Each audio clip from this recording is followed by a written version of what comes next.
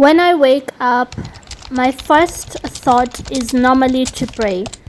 I've always just woken up with a lot of gratefulness, just a feeling of being grateful to be alive, grateful to be of good health, and I try not to forget these things, these simple things that sometimes one might take for granted. I try to just remember that these things are the most important things in life.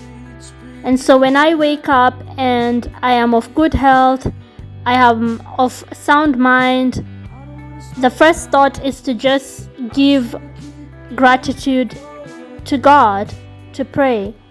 It's been in my character since I was a little girl, and I'm glad that in my mid-30s it hasn't escaped me. I hope somebody listening to this and watching this remembers to pray tomorrow morning.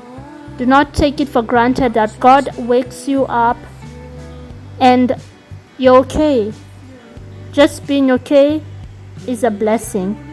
Amen.